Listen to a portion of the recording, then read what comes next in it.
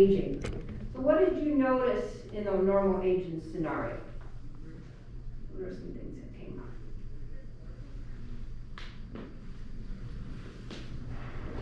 Normal aging could be leaving your keys in the wrong place, later on finding them. Mm-hmm. Well, isn't she talking about keeping in mind 5 to 8 things? Right? Yeah, Right. and working memory is. And it slows down, right? It Right. slows, yeah, Right. slows down, right? Right, How much data can we hold on to and yeah. process? And to me, some of those things of normal aging could almost look like the beginnings of dementia. Yeah, so that's why we're talking about identifying what is normal and why. So if we know that we can only retain 5 to 8 things, phew, and somebody gave me 10, I would have dementia, phew, right? And I just keep lots of lists now. Lists. Me So- too, I know, I'm totally watching. And 10 pairs of reading glasses. And 10 pairs of shoes, Yeah, there you yes. go. Aaron, every Not morning. counting the one on your head, right? Oh, that's really hard. Yeah, so why do you think there's so much misunderstanding about normal aging? Not much is known about it. And I think aging is kind of scary too. I mean, you don't necessarily really want to age, so you, Yeah, right, that happens to somebody else. yeah. Changes, yeah. Yeah. Uncontrollable changes. Scary. Mm-hmm. Maybe impatience. Yeah, those tolerance for certain things, I think. Yeah, I think that- so what are some of the features, and we can relate to this, what are some of the features of normal aging that might cause friction between people? Especially when you're trying to interact and help them. Sometimes you might not remember a piece of a conversation. Yeah. Um, Mhm. So we just talked about that. Exactly, yeah. Yeah. Right. Mhm. Don't you remember that? Yeah. Some things get loaded, long-term memory versus that short-term immediate memory, and that's at least for me, if I don't write it or repeat it or do it quite a few times, it's out the door. Yeah, so and the question is, when we're dealing with our residents, what causes friction? That was a word that just came to my mind, is friction. People bring friction with them from their other life, from their families. So I think you contend with that a lot, so their mood and what experience they're having on any given day could be brought into here and then left with you. You often become a part of solving problems for people who are experiencing difficulties. It's difficult when you have all your faculties, it's 10 times harder when you don't. Yeah. So I think we forget sometimes that people were, they had personalities before they got there, and so some of that is going to follow them into this other condition as well, so you kind of have to be aware of that. We're in a hurry and we're rushing down. Yeah. That happens, they're taking their time thinking about, again, that slower processing. I gotta be somewhere, yeah. So, has learning about how your brain works affected what you think about it now? Of course. I think one major factor is the stress hormones, cortisol, and how it makes us react different. Sometimes we can Yeah, have you remember what the stress hormone, what the effect was? it's the flight run. It stopped, it paralyzes the thinking. We talked about that, yeah. You can't think when you're having Makes stress. anxiety a lot Yeah. worse. Yeah.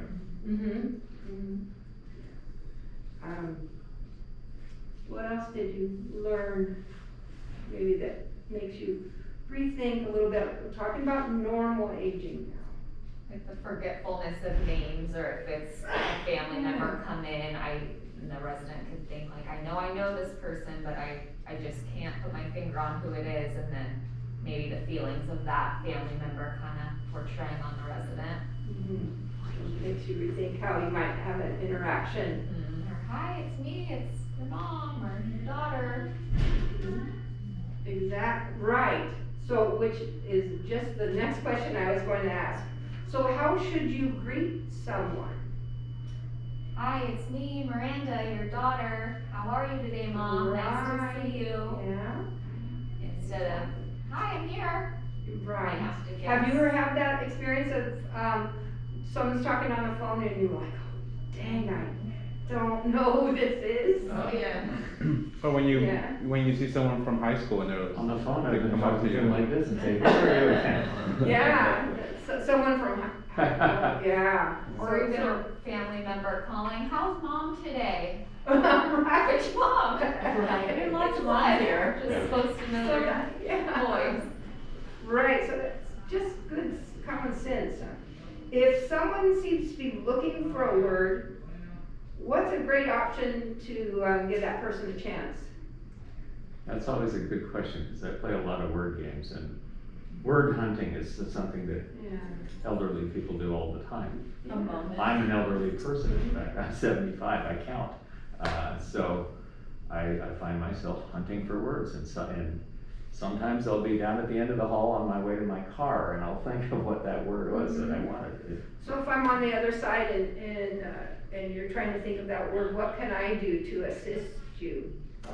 Well, I think in my case, in a lot of conversations, I find people do help me think of something if I want to, but then I tend to be open to anything. Some people are embarrassed by not being able to. So maybe- So you don't wanna. Yeah, you don't wanna fill in the blank. Yeah, Right. yeah, it's tempting to constantly fill in things. Right, so it just give it some time? Give them some time. Sometimes I struggle trying not to feed them answers. Mm-hmm. You know, I don't wanna persuade them to give me an answer that maybe I want or I think they're gonna answer me with. So I try to give them time while also, you know, I don't know, I try and offer ideas as, you know, if I can tell where they're going, but again, I don't wanna push them to Yeah. answer in a way that isn't truthful. Remember that normally it's slower in those items. To prompt or remember more than five things, what might be helpful? Teresa already gave this answer. Taking notes, leaving those sticky notes Making around. lists. So making lists, Yeah. right, and I certainly do that. Twice. I have like so many sticky notes on my computer. Yes, I know. Crossword puzzles like Mrs. Kissler. Yeah, did you get the Wordle today? If you're asking me how to get somewhere and I'm older, what might I do when describing directions? Oh, that's a good one. Yeah, I think of this when I first moved to Santa Barbara and people would give me directions, you know what they would do? Points of interest. They was, points of it, yeah. Well, remember where the Earthling Cafe used to be? Yeah, That, you know. Yeah. I do. Right, yeah, that's really old Santa Barbara, right? Yeah, Yeah, so you could do that, you could, point Like Yeah. on cues of. cues and maybe, you know, older cues, be something that's not and, still. you know, there's another important thing, which is the Landmarks. difference between long-term memory and short-term memory. Short-term memory goes, and long-term memory, this is what I noticed spending a lot of time with residents, and because I'm old, I can talk with things with them that they're familiar with from the 1940s and 50s that maybe some other people don't know about. So, long-term, short-term is where the problems are generally. Right. All right, so let's grab your partner and maybe you Yes. could give them directions to somewhere. I'm going to La Playa Azul later today. Can you give me some ideas about where I should turn or go? Well, let's see, La Playa still, Playa means beach, so. Yeah, right. Let me just say here, Yeah. close, you're gonna be in the correct section. I know that a lot of restaurants are near the service areas. Yeah. Make sure that you're not on Main Street. There's gonna be a very traditional postcard picture, which is a fountain with three dolphins. It's the Santa Barbara landmark. If you happen to need any directions, ask for the fountain, you know, in that within that 2-mile radius. So if you're located near that fountain, near the wharf, you're in the correct area. And again, just look for the down front the face rounded restaurants out along the and beachway. on the freeway And going this- north. okay, So right, you'll right, stay on right, right, 101. It's on Santa Barbara Street. Oh, I was thinking of. By the Presidio. The new restaurant, where restaurant used to be. It's right by the Presidio. So I don't know, that's like. No, but the idea is the same. The Yeah. idea is the same. So in Santa Barbara, we have the historic Presidio. If you ask someone where that is, and you take the street called Santa Barbara toward that, The town street. you will come to it on the right side of the road. Don't get off the street that is named after the Right. town, Right. there. You'll cross our main And then street, you're which is gonna get State off the Street, street. remember the state of California, the State Street, and the name of the town. It's a very, the Presidio is a traditional. About 30 more seconds. Building style building, so keep an eye out for traditional Spanish structures.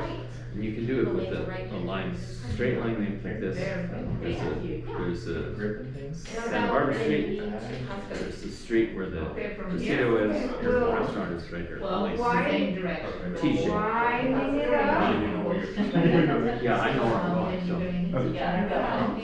You can change the second exit to the right. And you can- Directions are hard for everyone. And I think it's gonna be, you want to stay probably around 10 You can't give a miles. piece of technology to another person and say, just use Google Maps and it'll be easy.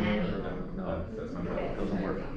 Yep. Oh, okay, well, maybe if you didn't arrive yet, that's still okay. Okay. Well, how many steps were there in the directions that you were given? A lot. A lot, yeah. We were trying to keep it simple. Yeah. would you do Landmark, it- need a landmark? Yeah. We said we did 5 for us.